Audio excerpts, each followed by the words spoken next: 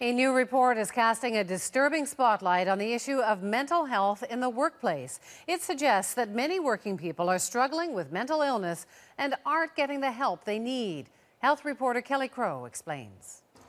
After work, David Albert Newman unwinds in his garden, an ordinary end to an ordinary day. But his life wasn't always this ordinary. It was terrible. Not knowing, like I said, what was reality, dressing up as Jesus, thinking that TV was actually being broadcast for me, like messages on the TV were specifically for me.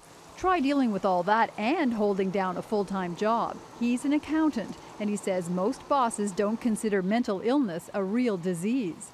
Usually it's looked at as a personal failing or weakness. Yet mental illness in the workplace is surprisingly common, according to a report released today by the Conference Board of Canada.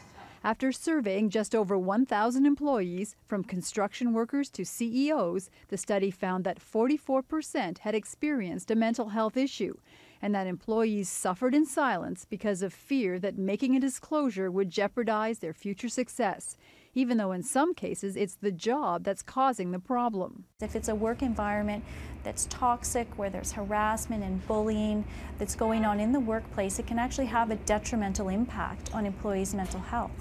And an employee's mental health can also hurt the company.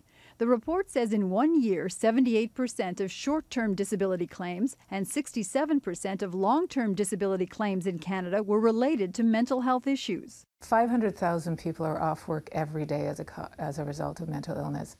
Mary Deacon has been diagnosed with anxiety and depression. Now she trains managers how to handle employee mental illness.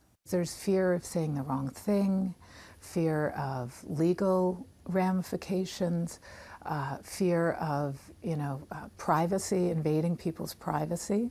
This report is being applauded by experts in the field who say you can't have economic wealth without mental health.